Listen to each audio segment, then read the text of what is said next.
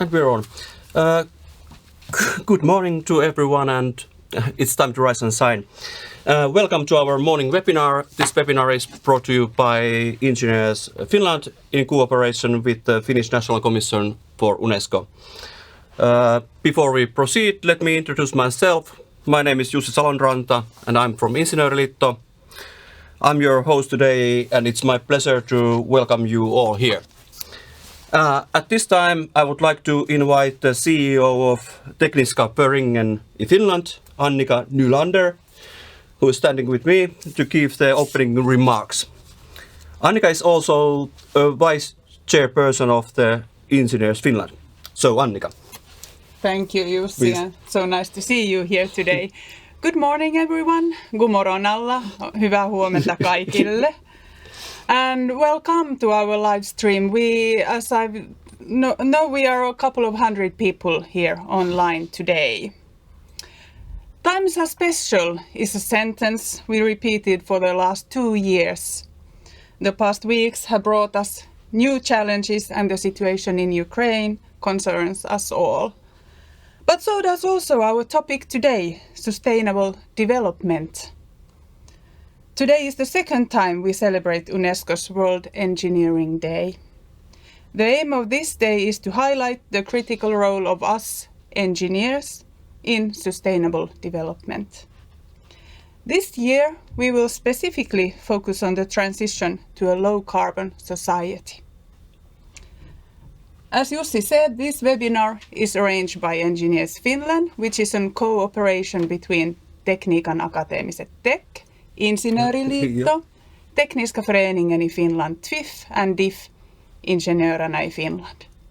Most warmly welcome. Hey, thank you, Annika, for those opening remarks.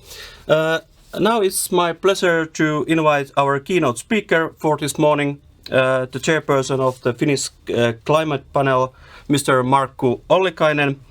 Markku is a professor emeritus of environmental and resource economics at University of Helsinki, and he will speak about what possibilities related to economy and employment the green transition can bring to Finland. If you want to comment or ask questions from Markku, you can do so in the chat. After this presentation, our seminar staff will pick up some questions from the chat and we will have a short discussion.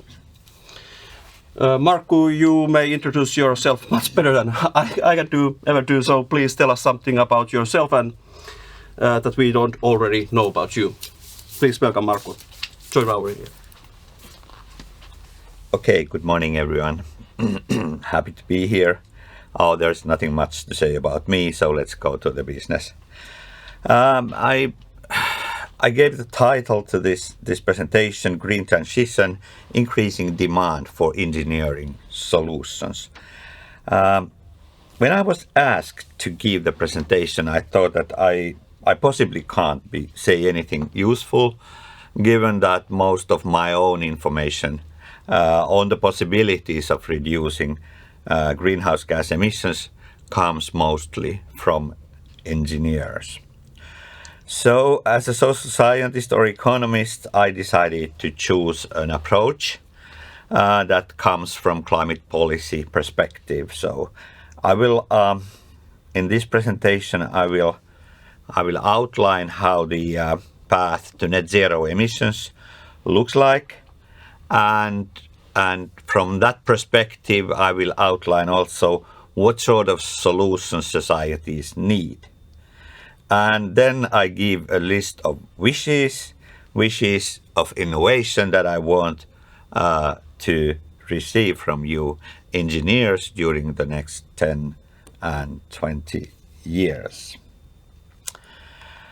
So starting with the notion of green transition to carbon-free economy, what do we mean by this notion? Well, it's quite overwhelming and in that sense very good topic for when we are talking about sustainable development. I would say that the green transition is a societal shift away from infrastructure, production ways, as well as behavior and norms, which cause climate change or harm our environment. This transition is global. It's global in short and in the long term. If you look at the long term, the goal is to achieve net zero emissions, and that is widely adopted. Here I have some numbers on those. We already have 136 countries that have adopted net zero emissions as a goal for 2050.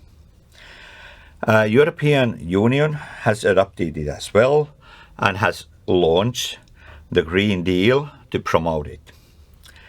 And the idea of the Green Deal is that all policies should promote green transition, and the EU should be a forerunner in creating the biggest markets for green products and services in the world. But as we know very well from the last COP in Glasgow, there is also the short-term need and the need for an urgent action. Global emissions should be reduced by 45% by 2030. This means 20 gigatons reduction. And also we should start building net sinks now so that we have them strengthened by 2050. And as we heard just a few days ago, we also need to incorporate adaptation efforts to these mitigation work. For Finland, I think that we have an approach to net emissions that combines both the short-term and the long-term approaches in a consistent climate policy perspective. And this figure illustrates our path.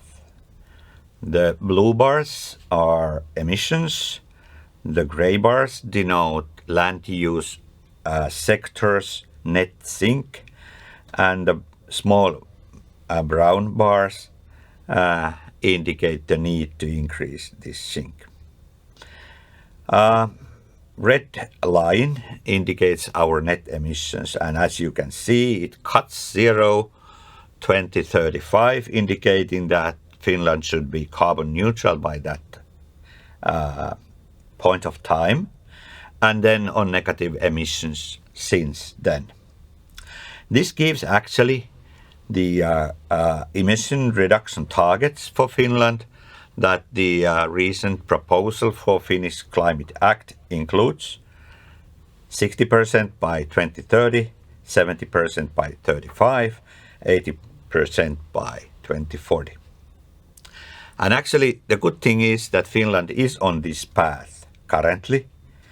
So actually we are slightly below even this path, and it's mostly thanks to the emissions trading scheme that efficiently prices carbon emissions and provides firms, energy companies and processing industry incentives to introduce carbon-free solutions for energy and also for business.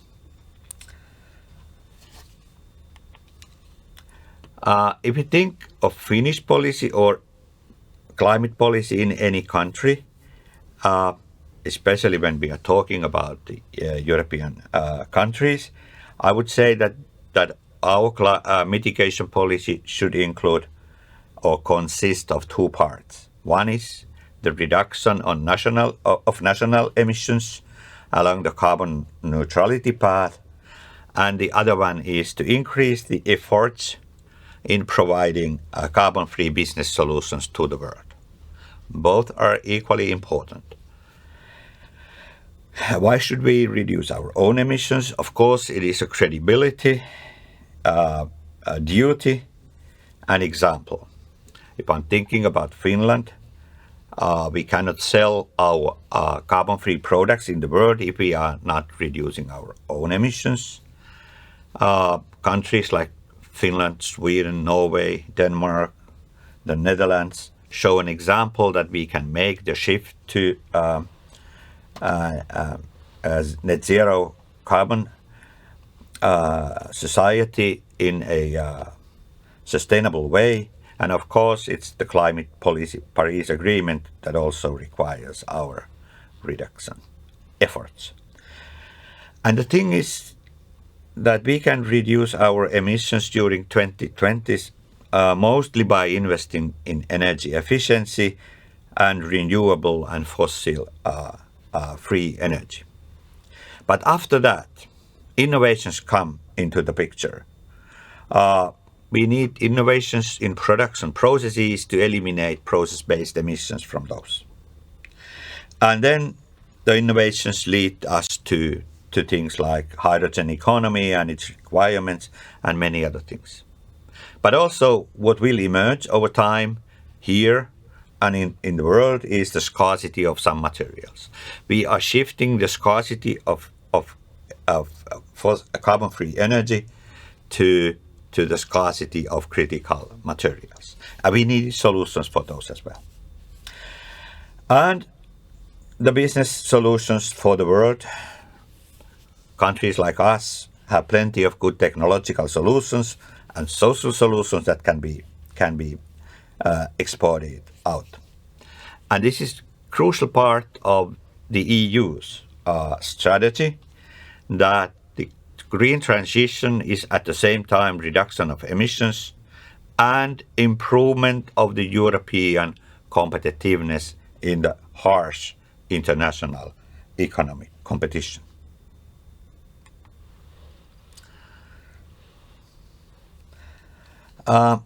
If I just take a look at our the reduction requirements at the national level, of course, it's decarbonizing the energy is the key thing.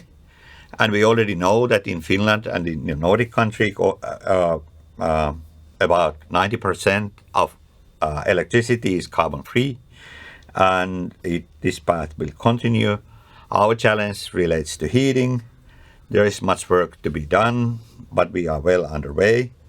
But these developments create new challenges, increasing fluctuation in production and the need for flexibility in the systems. So we are facing new kind of challenges in the electricity system, peak demands, need for developing energy storages, and we need to face the increasing demand for electricity, and we need to strengthen the grid for in the light of becoming hydrogen economy. Heating has and requires lots of innovations.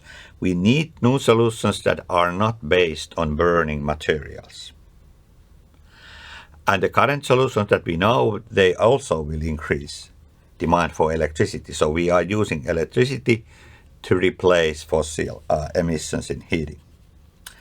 We need to restrict our use of bioenergy, indicating that no easy solutions are available.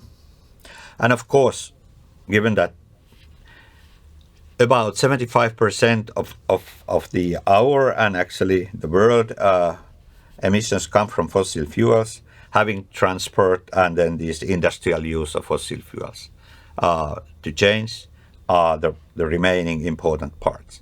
And this is a job that we have for 2020s. But that can be useful. This is a table from the climate change panel analysis of the impact of possible stimulus packages for COVID. I will not go through them, but we analyzed the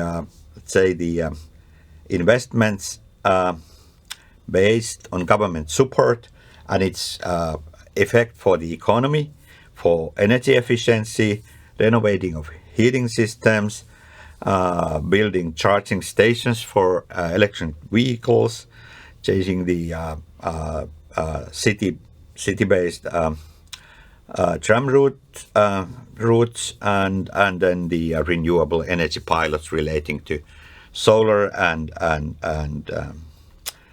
wind power, marine wind power. And you can see that I took took the employment effects using two multipliers.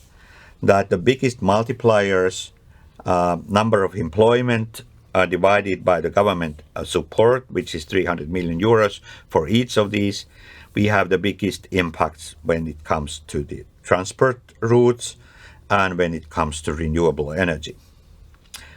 And also we have quite high employment multiplier for the case where we have employees, number of employees divided by the domestic investments, and that's the renovation of heating systems. So energy is giving, in the short run, the biggest return to the efforts money-wise.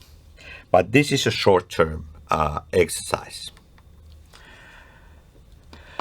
When we are looking at the long term, when we are looking at the businesses that developed countries can provide for the world, we should ask where the global climate and environmental markets are. And this brings us to the key thing in green transition: creating new businesses, creating new opportunities, and improving the competitiveness. And to our understanding, and from the angle of climate policy, I would say that there is strongly increasing demand for innovative solutions in solar, hydrogen, and circular economy. These are the solutions that we think they facilitate the radical reduction in fossil and process-based emissions, so that the countries can achieve a reduction in emissions by 90 to 95% by 2050. Crucial part of the world becoming net zero. And we know now that there's a huge competition in breakthroughs in hydrogen economy, and Finland is a part of this competition, but we know that in the world there have been made huge investments. Circular economy is the other one, which also helps us to reduce the pressure on the materials. Finland faces special challenges that are relating to small flows of side streams and small production scales. So we need to be even more innovative than in many countries to make circular economy profitable. The other thing is bioeconomy. And now I'm talking about the new directions in bioeconomy. There is an increasing demand for new biomaterials that would have high substitution rates when it comes to fossil materials and high value added. And this relates also to nature-based solutions. I would say that a research-rich country like Finland, we have been able to use a lot of our resources, but we need to be more innovative in taking out all the possibilities that we have from our bio resources. And I would say, and given, let's say, for instance, the portfolio that our companies have in their research table, this journey has hardly started. And then I need to say, because of the world needs, that the revolution in food industry is becoming. It's the cell-cultured proteins and cell meat and other solutions that are the key in shifting the land use shift into a better position and facilitate that we really achieve the net negative emissions. We already know that there are large parts of world in which the heat is so high and the drought is so strong that traditional agriculture will not work. So improving food security and supplying the food for the increasing population needs other solutions in addition to traditional agricultural solutions. So these are the lines in which actually Finland, for instance, is on a very good position to provide innovations and solutions, and we should really make a contribution to these. The markets are large. They are really huge. So we are now talking about huge possibilities at the same time and the need of innovations. What sort of innovations we want to have? And this is a list. This is a wish list. Wish list for the midterm solutions. Naturally, power to X solutions. X may be H or G, meaning gas or heat, but we need it. We need it to eliminate fossil fuels, especially from heavy-duty vehicles and aviation and shipping. And besides, it has lots of links. So we are talking about sector integration, something that is at the heart of the work that engineers do. The other thing, which now everyone knows, but did not know 2 years ago, is the making steel by hydrogen, which means that we get solutions that can eliminate from the world 9% of global fossil emissions, and which can bring a huge competitive advantage to the Nordic countries. The third thing in my wish list is concrete industry and the carbon-free cement. New materials as a basis for cement or CO2 circulation. This has high potential. Depending on how we calculate, cement industry is responsible for 7 to 10% of global emissions. And I already know that we have, for instance, in Finland, we have some very good, very promising solutions. Germany has very nice ideas about how to arrange the CO2 circulation. And then carbon capture and storage and usage belongs to my wish list. Especially they are important for making end to the emissions from oil refineries. That would be a big reduction. And of course, then these strengthening the negative emissions by bioenergy, CCS. These are the kind of main lines on innovations. Of course, we know that there's lots of details, lots of minor solutions that are needed and that make these type of things efficient. But these are the wish list that is coming from climate policy perspective. So, about the economic impacts of climate policy, if I'm looking from long term, I would say it's not a cost thing. It's a possibility thing, and it's a thing of competitiveness. So innovation and investments are needed for green transition, and that's the source of our economy. Of course, we know that the impacts may differ between sectors and in the short and in the long run. For energy, we already know that renewables, for instance, they are competitive and they provide a very solid ground for transition. For industry, we know that the innovations, most of the list from the previous list, are needed to eliminate the emissions from processes. And if that is not done, then let's say the costs in industry will increase. Transport costs are now increasing, that they will decrease with these solutions, and food, crucial for the mankind. So it's our understanding that the innovative and proactive countries will win. And that requires not only innovations, but it requires also the export policies, and it requires policies that promote education and research and development. I may not dare to say this, but in any case, we should think what engineers need and can do. And I think that my main point has made clear. Needs for new innovations are huge. And you are at the heart of this challenge. There are lots of directions that we already know.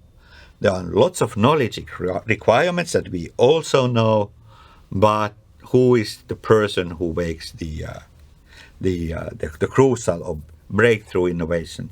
That's the person or group that is a hero. I think that this is a golden age for engineers. And this, I think, means that we need more engineers. That was made clear in the study that about which we will hear in a minute. But also, it means that we have creative and collaborative engineers. Such persons who have deep knowledge in their own discipline, so as competent as possible. But from climate point of view, there's an increasing need for understanding how various solutions work at the system level. If I'm thinking about energy and sector integration, for instance. But they also should have a better touch to nature-based solutions, the role of which will increase over time. So they also should have an ability to work with natural scientists, because many solutions will come by the combination of engineering information and natural science information. Sometimes people say that it's not right to put trust on technology. We just change people's behavior. But I think that this way of putting these two things against each other is misleading. We need, of course, both, but we know that when technology changes, it changes the way that we organize people. It changes the way how we interact. So technology and changes in social interaction go hand to hand. But therefore, it's also important that our new engineers are conscious about the social aspects of the innovations. And by these words, please have a good engineering day. Thank you. Thank you very much for this interesting presentation, Markku, and thank you so much for being here with us today. Now, do we have any questions, comments? I'm sure Markku would be pleased to answer them. I think we already have some. But are we not considering hydrogen to be part of the power to X solution? How about investment in power to X for stabilizing the grid? Green gas to be burned in engine as an example, instead of only as fuel, for example, aviation. Of course, we are thinking that hydrogen is a part of power to X solutions. And of course, we think that power to heat or power to heat is a part of stabilizing the grid. I just gave the power to gas as an example of the most urgent need from climate policy perspective.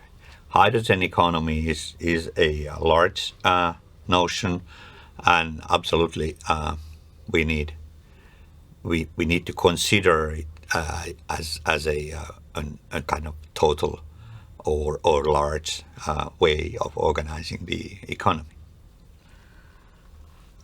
Hey. Then the next one, what is your take on nuclear energy? I don't have much take on that. We are looking at now how these new modular nuclear plants are evolving. They are an interesting option. And when it comes to Finland, of course, we hope very much that OL3 will be ready and connected to the grid. Yes. And what about this behavior change? How should we drive the needed change? The behavioral change, if I'm looking first at the companies, which mostly make the decisions that determine the emissions, we need to price the carbon, and that has been done in the Europe. So carbon price will help, and also on some points like research and development, where we can economically demonstrate that the effort is lower than optimal, we should use subsidies, or we should use these public partnership solutions to boost R&D. And then of course at the consumption level, of course, responsible consumption is the key. Okay, thank you. What about this Russian war operation? Have highlighted the need to cut our addiction to fossil fuels as fast as possible, as much of the fossil fuels we use in Finland and EU comes from Russia. How could this be done in an accelerated place? Okay, we made an overview on the situation just a few days ago. So we are importing from Russia coal, and that can be replaced from Western sources. We are importing some wood pellets, but the numbers are low. We are importing wood chips, and those can be replaced by let's say increasing the work in young forests in Finland, but that requires some subsidies. The crucial thing is the gas, because gas is used also in heating, but in much more greater amounts in industry, especially in chemical industry. I would say Sjöldvik area is one of these spots, and that causes some challenge. So I don't know how that could be made. Of course, we have another pipeline that comes from Baltic states, and Lithuania has large LNG storages, so that may be one solution. But that absolutely the most crucial one. I think that from concerning the others, we can cope quite well. Okay, what about this software solution? Can they help with the green transition? Absolutely, especially optimizing all sort of systems. Also private consumption, like if you are thinking about heating. So we need much digitalization and software help, yeah. Okay.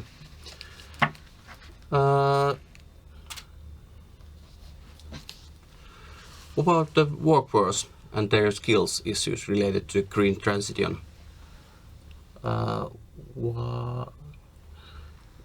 Is it regarded as a relevant question for the successful implementation of the green transition?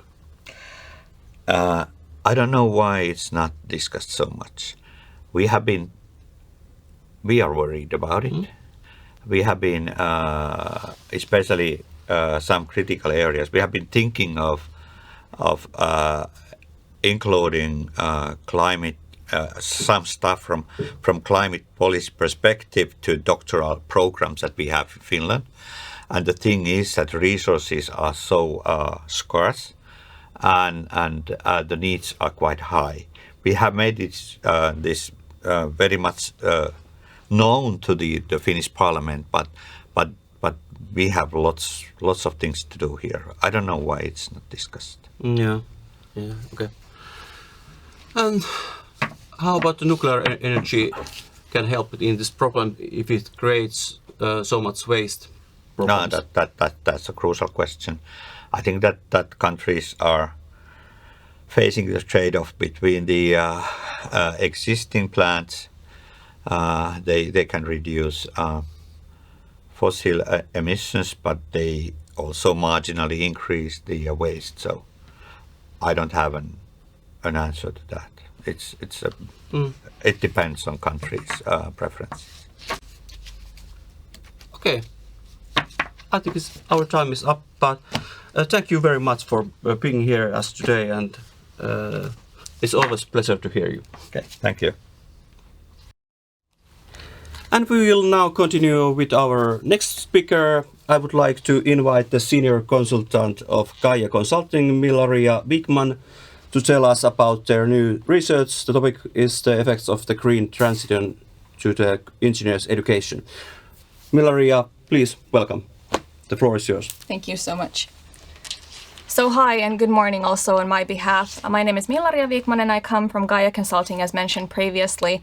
And I've been working on this study which was commissioned by the Engineers Finland on the effects of the green transition to the employment and educational requirements of engineers in Finland. And together with me on this has been working my colleagues Lauri Nyrhilä and Solveig Rochier, also from Gaia Consulting. So this study that you're about to hear about has examined the effects of green transition from an engineering perspective in particular.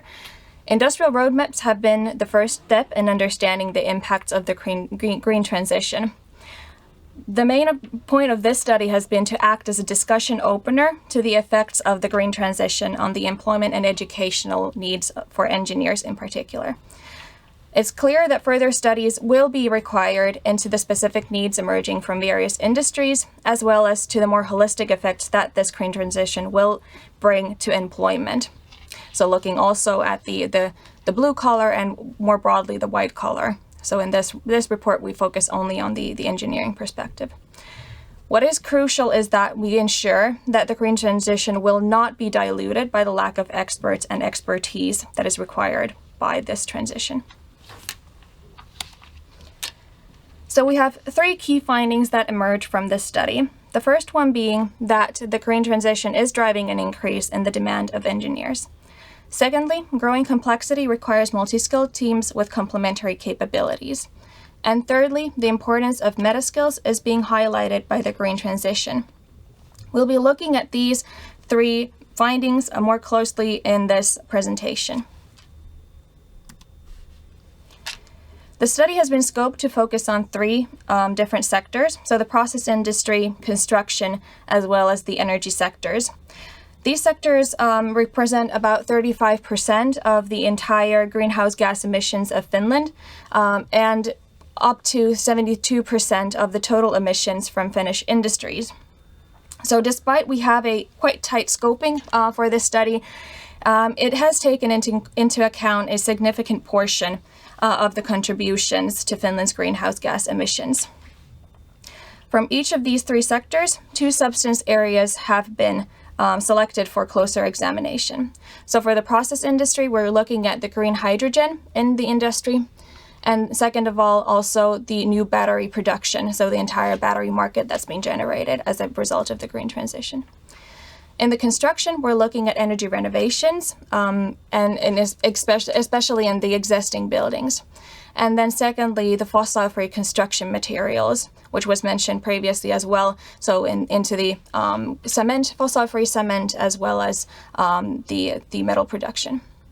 And then from the energy, we're looking at resilient electricity grids that are required for this renewable energy penetration.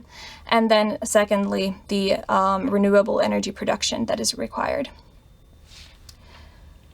So these selected areas represent areas with these clear investment paths going forward, and they represent emerging substance areas.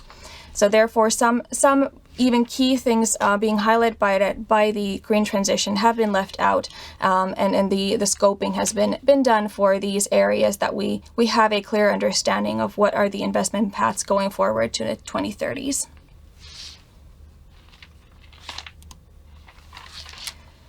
So a four-step process was used to model the direct effect on employment. The first step was to create an estimate of the size of the market for each of these green transition actions. So this was done, for example, by using investment plans and examining the investments coming in towards the year 2030. This estimation acted as an input to the model, so it sort of highlights the yearly money that is being put into the value chain. The second part of this four-step process is is to look at the actions that are happening inside of the different sectors. So to create a value chain of what is the division of that entire market share. So these were then divided. The entire calculation that we made for the step 1 was then divided using public information on cost structures and also interview findings. The third step was to estimate the overall employment generated in Finland. And for this purpose, it was first necessary to estimate the share of domestic content for each of the parts of the value chain done in the step 2. And then these domestic employments were calculated using the toll classes for each of the parts of the value chain. The fourth step was to estimate the percentage of engineers in the total employment for each part of the value chain. This was done by assigning each part of the value chain an estimated share for engineering work using 5 different percentage categories, these being 5% requirement for engineers, 25% of the entire employment being required by engineers, and then 50%, so 50-50 for blue collar and engineer related work, 75% of engineers required, and 95% of engineers required. The initial estimation that we got from this 4-step process, we verified these through 9 different interviews that we did over the course of this study. So we have modified these calculations that we did based on the numerical assessment. We then went over these with the winter interview subjects and then iterated and looked at what sort of tweaks do we need to have in the final calculations. So based on our calculations, the green transition is driving up the demand for engineers quite significantly. In the base scenario, we're looking at an annual FTE increase of about 3,150, whereas in the alternative, more optimistic scenario that we calculated, this need increases to up to 4,540 annual FTEs. The biggest demand is being generated by the energy renovation based on this calculation, which is closely followed by the battery industry and the battery market that's being generated. Although the energy renovation has the smallest estimated investment pool, as you can see from this slide, the low automation rate that is happening in the energy renovations means that we need more manual labor, and therefore it translates also to a significantly higher employment rate for the investment that is being made. The lowest employment effect we can see to be happening in the hydrogen sector. So although we're seeing massive inputs into the generation of the hydrogen market, in our calculations it is rather significantly lower than the others, and this is mainly because the renewable energy production that goes into this hydrogen market, this has been taken into consideration in the part for the energy calculation, so the massive increases in renewable energy production. So we've taken away the production of renewable energy from the hydrogen calculations so as not to double count the employment effect coming from that. But also another explaining factor is the highly automated processes that are present in the green hydrogen industry. So these numbers are representations of the investments, and they will be realized in full towards the 2030s. So, however, as the investments, for example, in the resilient electricity grid are already ongoing, so some of the FTEs that you see on the slide, they have already materialized at this point. It's also worth noting that the calculations only take into consideration the direct employment effects of these different actions. And therefore, the realized figure that you're seeing is actually expected to be, in some cases, significantly higher than in this study. Also, the study does not take into consideration labor market exit, so people leaving the labor market due to, for example, going to pensions, And it also does not take into consideration any declining areas of the selected industries that could have a negative effect on the employment outlook of current employees. However, when these figures are compared with the annual number of new engineers entering the job market, the need for new engineers becomes rather evident. So around 8,300 new engineers are calculated to enter the job market on an annual basis. So 5,500 of these are bachelors of engineers, and then 2,800 approximately are masters of science.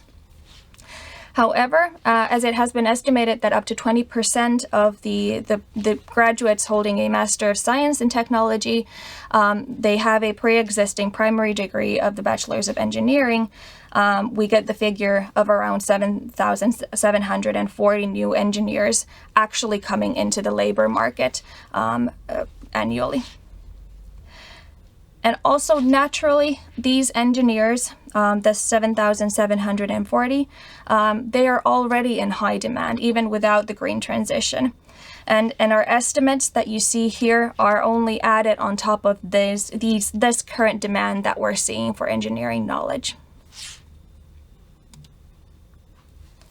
So if we then move on to the second key finding of this study, so that the growing complexity requires multi-skilled teams with complementary capabilities. The skills emerging from this study have been categorized into two different sets of skills, so them being the technical skills and the meta skills. This framework that you're seeing, it was developed bottom up based on the interviews that we did. So we had 9 interviews, 3 for each of the 3 selected sectors. The technical skills here refer to the sets of abilities and knowledge needed to perform specific tasks, whereas meta skills are industry-independent cognitive skills that can be used in a wide variety of different situations. The technical skills that you see on the left, they've been divided into 3 pillars. The first pillar represents the mathematical scientific core skills that are required in each sector.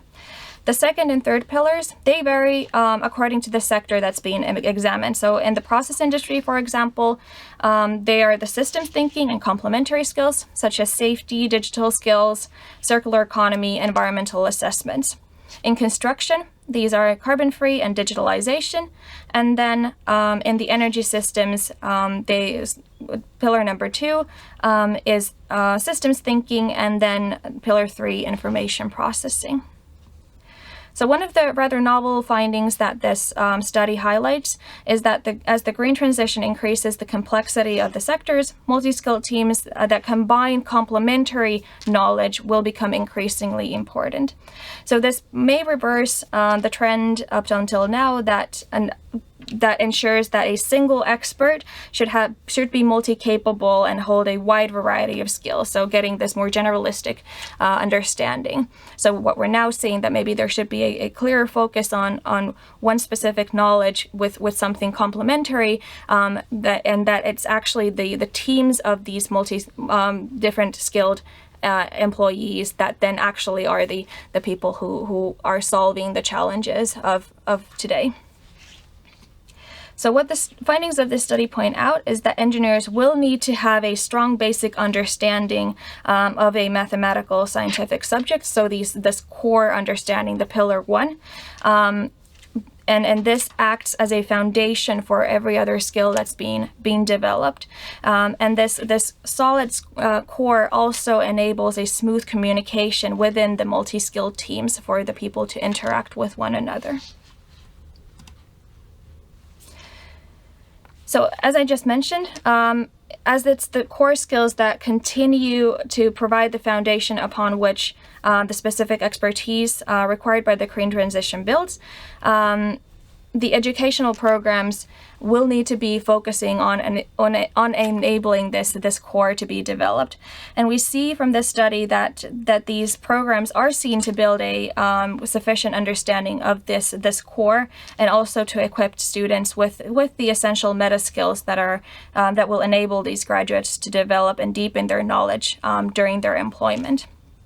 There is, however, a need to re-examine the contents and structure of study programs in order to strengthen specific skill sets that are required by the green transition. So, for example, in the process industry, even though we have a high national ambition level set for hydrogen and battery economies, there are new study programs being set around the country to better meet the industry needs. However, it's estimated that modules exist currently, even now, but they don't fit into the existing study programs as they are currently quite packed with other subjects. So in a way, the essential skills that are required by the green transition, they're not being picked up by students during their the study programs, but they would have to additionally sort of look into these subjects. From the current construction perspective, the current study programs are rather packed to the brim and unable to accommodate new needs emerging from the green transition. The importance of reskilling also and upskilling is particularly important in the construction industry. And from these three different sectors, construction is actually the one that our study finds out to be sort of the least equipped to meet the needs coming from the green transition at this very stage. From the energy point of view, the study programs are seen to equip students with the right skill set required by the green transition. And the main factor here is the close ties that these study programs have with companies and the practical approach that these study programs have that ensure that the study programs remain relevant. So a common denominator that we find between these three examined industries was the lack of agility of the study programs to respond to the emerging needs of industries. So the biannual examination, so the examination that is done once every 2 years currently, is not seen to be sufficient enough to ensure that the programs meet the current needs emerging from the industries and from the green transition. Another factor seen to decrease agility are the fully packed programs that are already full to the brim with subject. So some sort of streamlining here could be something to look up to.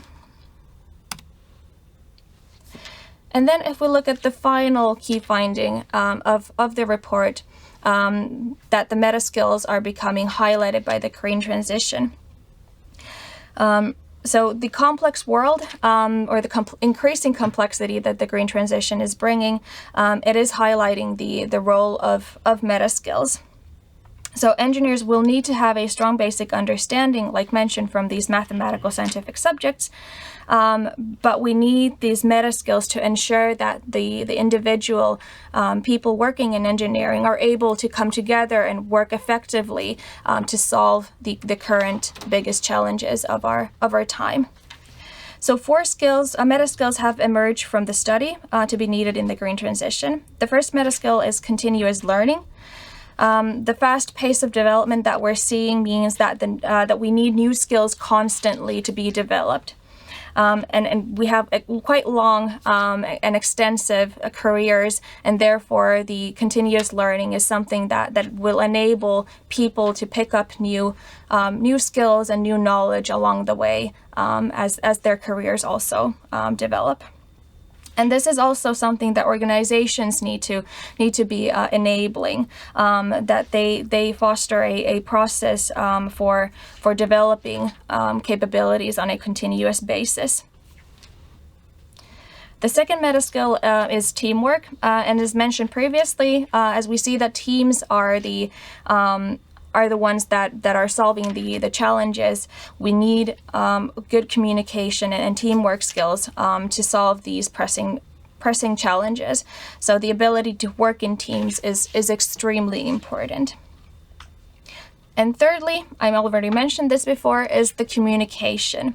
So working in teams will require also good communication skills from people. And the communication is a key to ensure smooth operations of the team and of organizations. One key factor that was seen to boost communication skills was knowledge of more than one subject. So even though we find that the green transition is increasing the need to have strong, solid understanding of something specific, there is a need to have an understanding also of other perspectives in order to have this good communication between the team members. The fourth and final meta skill relates to resilience. And resilience has been also mentioned quite a lot during the current COVID pandemic, and it's also something that we see to come out as a result of the green transition.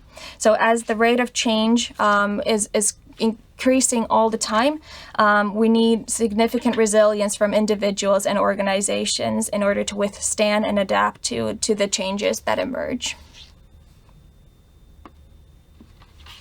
So, wanted to bring here the key findings of the study.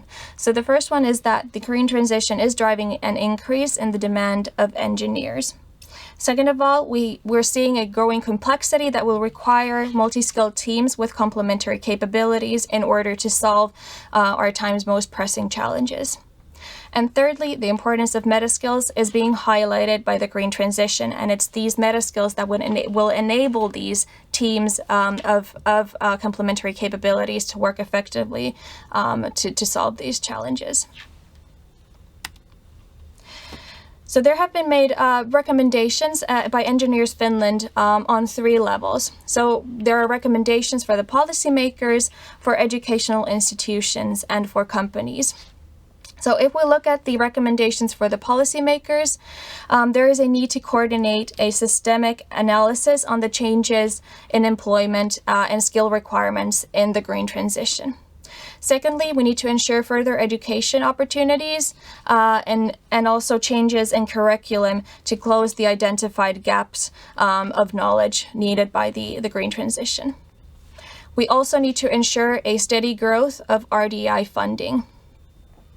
When we look at the recommendation for higher education institutions, we see that there's a need to enhance the employability of international degree students. So there's a huge potential within the international students, and this we need to do by implementing networking opportunities with private sectors to the curriculum already, and by creating university industry partnerships with paid thesis positions targeted for international degree students in particular.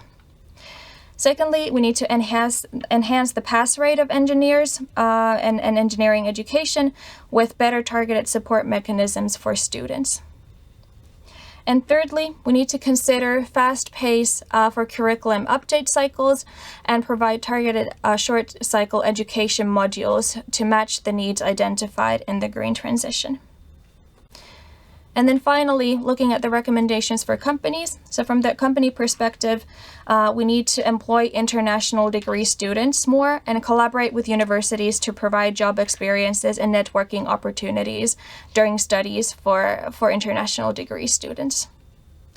And then secondly, we need to analyze for future competence requirements brought by the green transition and to create a holistic competence development roadmap for the company. Thank you.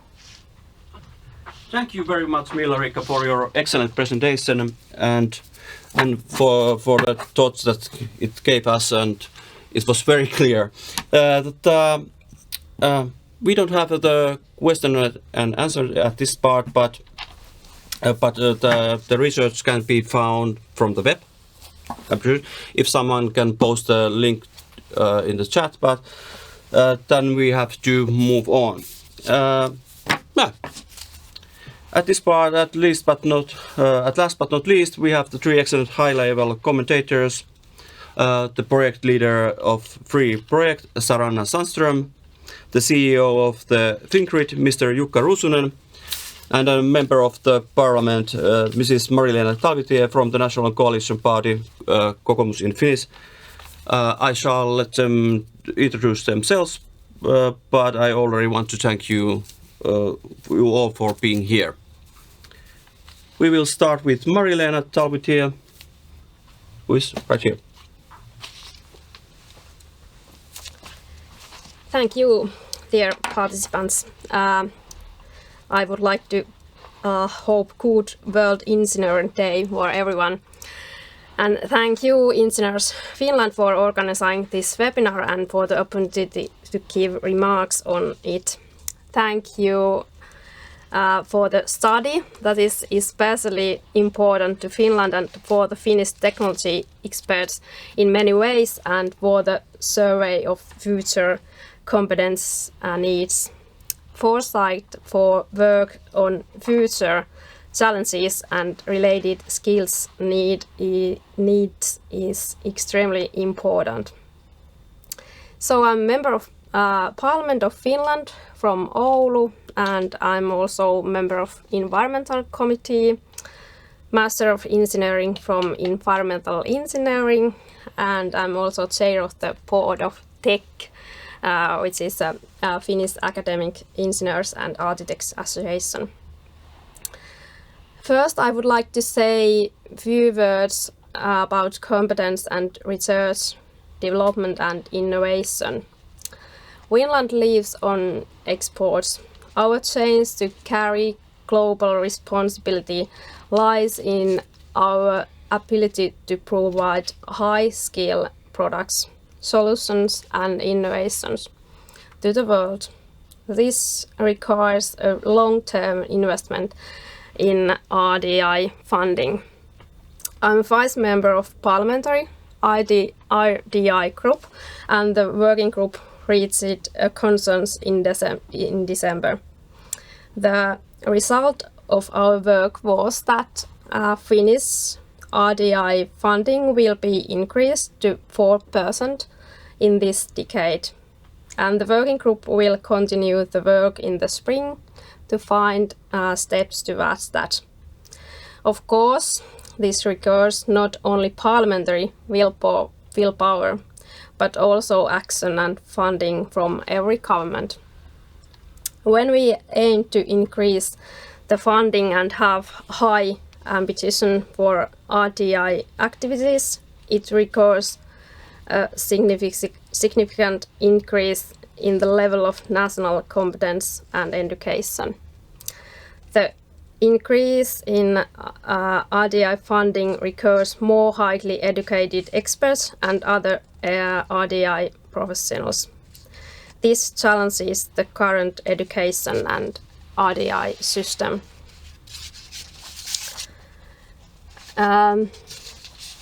Sufficient number of experts is as essential part of RDI activities as RDI and training research. In terms of the number of experts, it's important to provide support through high quality education and research, international student professional recruitment and business cooperation. If there are not enough experts, the additional research will go to the increase wages and not to increase productivity. According to the study, green transition increases the need for engineers in the process, construction and energy industries that are covered in the study.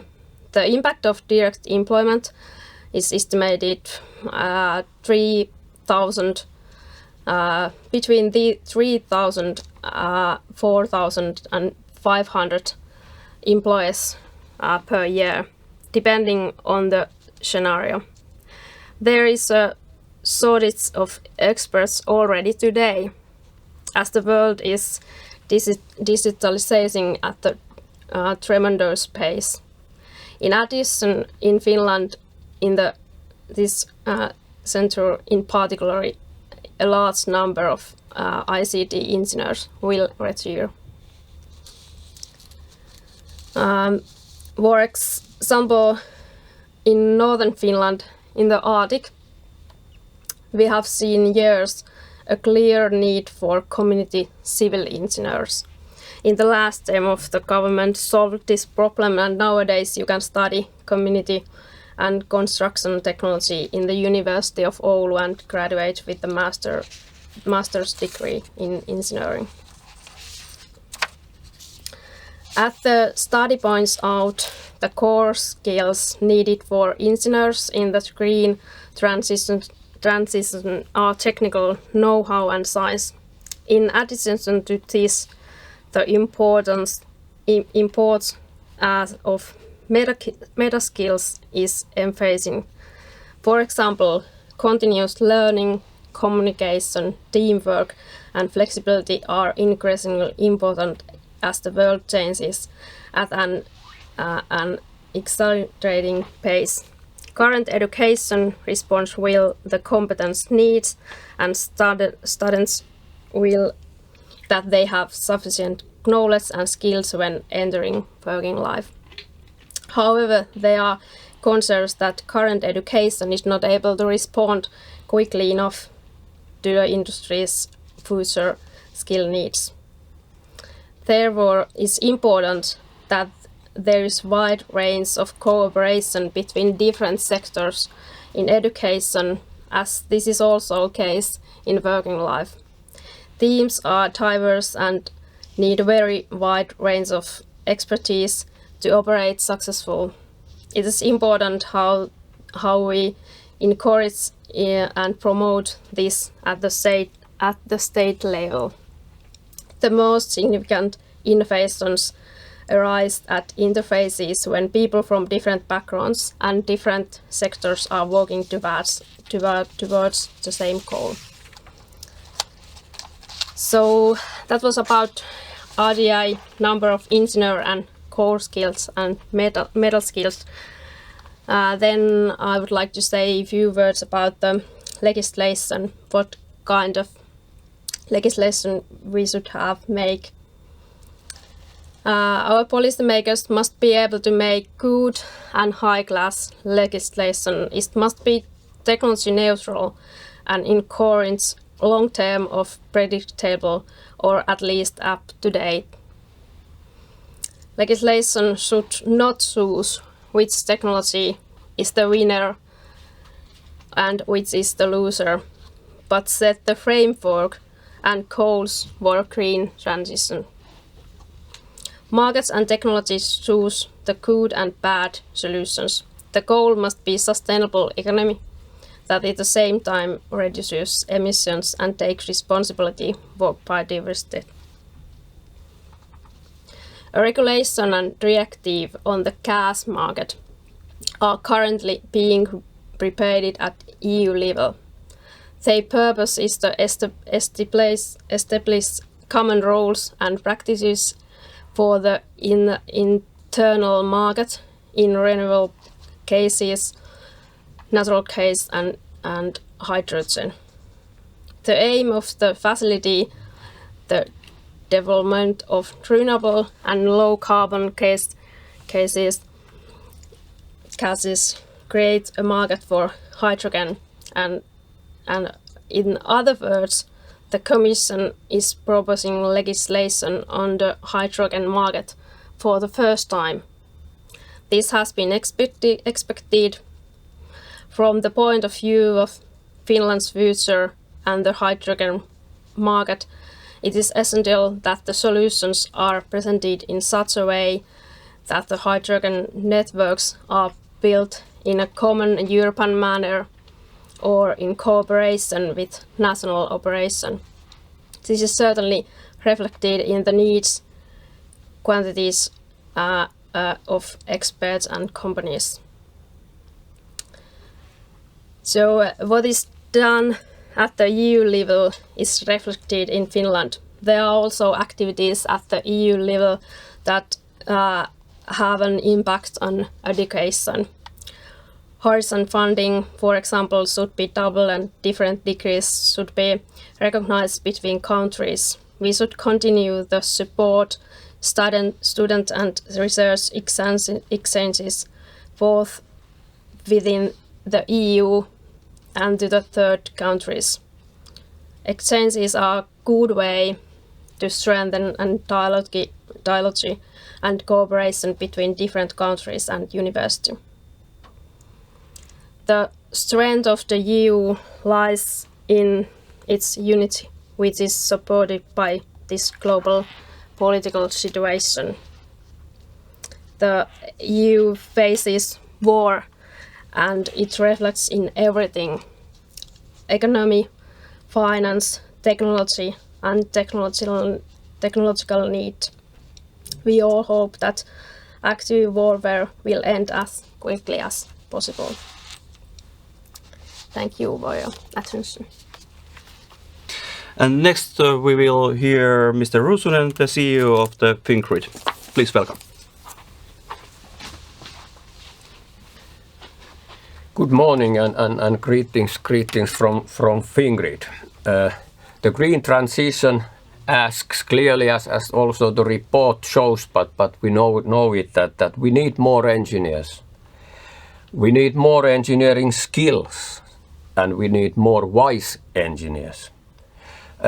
In Fingrid, I have used from the talents of engineers a metaphor of a car. The car companies are selling base model cars and then business edition cars. And I think it fits very well with the analysis that this base model includes all these technical skills of an engineer. But then when you want to be a business edition of an engineer, then you need these meta skills. And then there are different kinds of meta skills. So all the engineers can ask a question, what kind of a car am I? But also to solve all these complex problems, we need teams of cars. And then we need a lot of diversity. It's not similar cars for all the problems. And one example, when we think about engineers and energy, where I'm coming from, I'm very big fan of women in tech. We need more women to this industry. For the base model, we can go to the next level for the core, not just learning by heart different kinds of formulas, but develop the education to better thinking and problem-solving skills. That's also part of the base model car. One example from the point of view of mathematics that was mentioned. Do we study mathematics in order to learn mathematics? Or do we learn mathematics in order to learn how to solve problems, develop our brains, and develop our skills? That is a challenge for the universities when they develop next level engineers.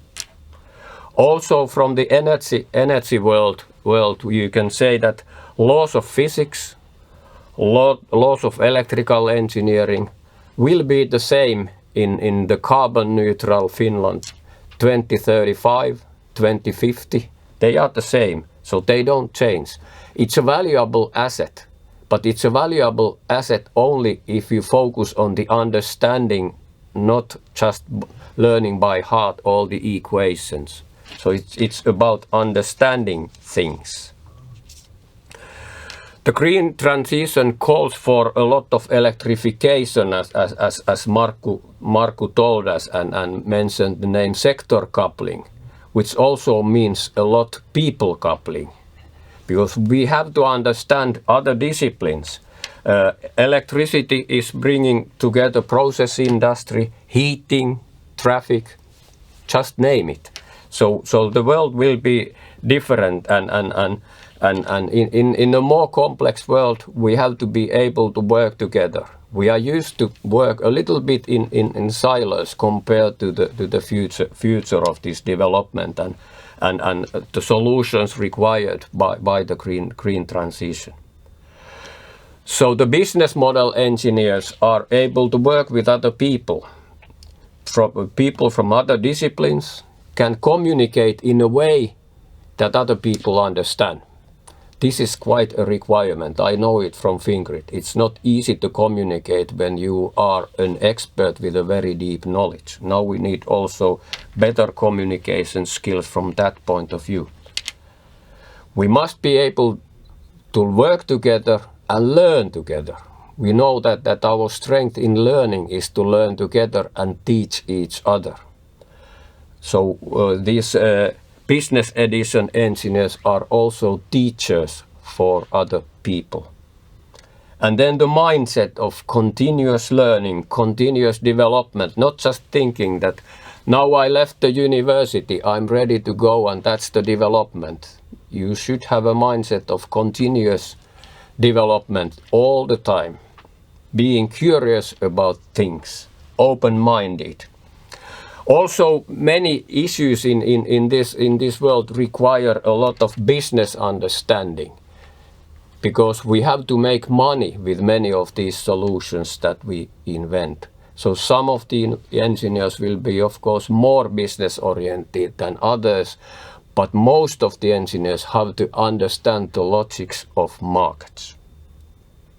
Where do we learn these skills? In the university, I would see that that's this base model engineers come from the universities. I have been in many interviews from universities and they think that they should develop even these business models, but that's tough because you cannot learn everything in a couple of years. So if we get a very good base models from the universities with very good core skills, problem solving skills, then in the business we can develop these engineers further. And then of course it's always finally up to us ourselves to develop ourselves and be responsible how good we are.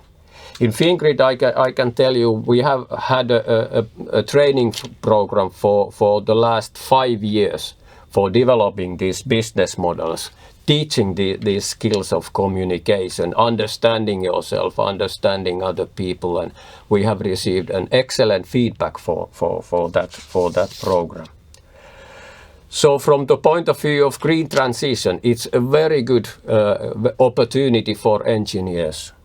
It brings us the motivation. What could be more important when you go to work every day? It gives you a meaning of life. And then we can show what we can do. And what we can do has a meaning.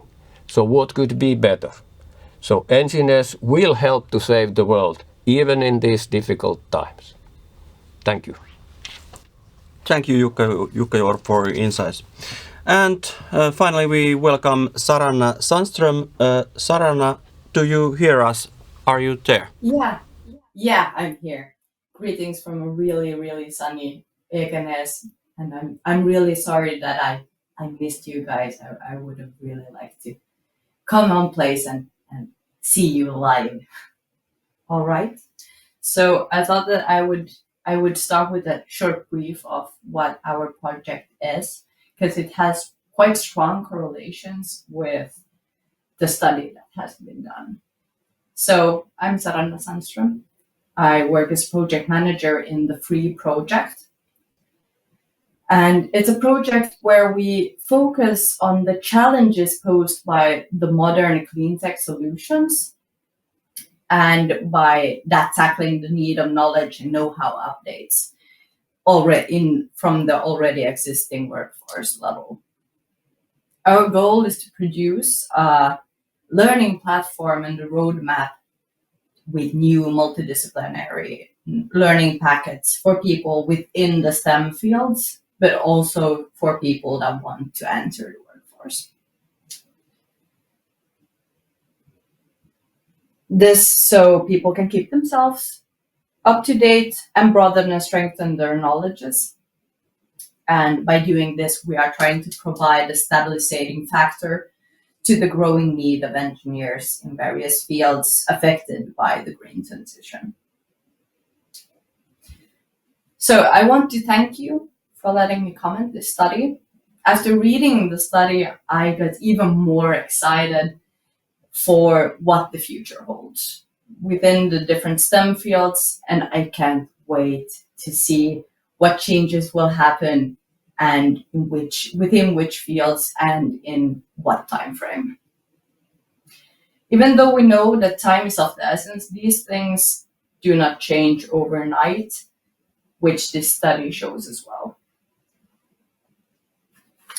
In the study, one can see that all meta skills are the same, and I think these meta skills are something that they are the same for a broad spectrum of all education and something that we need to cultivate regardless of sectors and if they're out of the STEM fields or within. Because as mentioned in the study or in the report, we are in a great need, or the need of teams with multidisciplinary teammates is getting bigger and bigger. And these meta skills are vital to getting things to work. That this would make this would fortify the capacity of intersectional work already from an educational level and ease obstacles that would appear on the root level if we started to cultivate these things already starting from secondary school. This being because in teams where everyone is an expert on their own specific object and they know best, these inputs should be taken at face value and treated with equal importance. It can be difficult to work together, and this is something that we need to try to mitigate as soon as possible when people are as young as possible, or even if they're older at some point, they need to learn to cooperate. In regard of the different skill pillars noticed in this study, one aspect that I've encountered here on grassroots level is the need of the correct mindset and thinking patterns. Most individuals with a, so to speak, technical thinking seem to grasp technical news with a greater success than those without, regardless of what education level they have. This seems to be something that people are born with, but it's also something that can be cultivated during their education and upheld with continuous learning. Another thing that I've encountered is the need of automation and IT skills. The need of these skills are on a great increase, and it can already be seen within the work environment and the workforce by making great difficulties in finding people to fill the already open positions within these fields. So that's something that I think that we need to work on, both from an engineering aspect. We need to work on these things to get some kind of solution, how to make people suitable for the fields. I agree with the recommendations made in the report. The education providers, both higher and lower, need to adapt quicker to the demand in the STEM fields. But the resources are limited. Most higher educational providers, like universities of applied sciences, have adapted some kind of continuous learning practices and try via this to hone the workforce skills correlating to the field's demands. For this to be a working concept, the dialogue needs to be constantly open between the schools,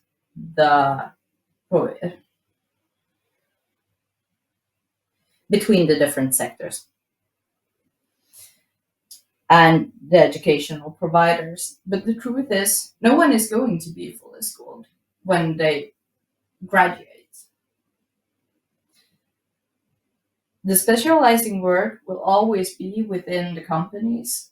New ideas and practices and ways of thinking you can get from outside your organization by having your personnel taking classes in specific areas or updating already existing knowledges. But the ins and outs can only be learned in-house, and this means that a lot of the continuous learning pressure is something that needs to be addressed from within the companies. because we outside the company can't make a solution if we don't know what the solution needs to address. And you need to push your own personnel to be updated, and by this bringing more revenue to the company as well, but so that they stay up to date with the world as it is today. We need, in general, to open up between education facilities within the country and to the world for discussions, for multidisciplinary teamwork within STEM and RDI fields, for making it easier to see possibilities and making them work together. And this is something that is happening a lot, but it needs to be more open and more reasonably formed so that it actually works, so that the engineers can work towards solutions and via this save the world. Thank you. Oh, thank you, Saranna, and thanks to all our speakers and watchers. Time flies when you are having fun, as they say. We only have a few minutes left, and at this point, it's time to start wrapping up our morning. Yeah, well, the topics we discussed today are very relevant when we are discussing our future. I personally liked when Mr. Markku Ollikainen said that this is the golden age for innovative engineers. So thank you for that phrase. That will be in my mind for today. From my part, thank you for participating this morning, and I hope we all learned some new things to take with us. Thank you and have a nice World Engineering Day.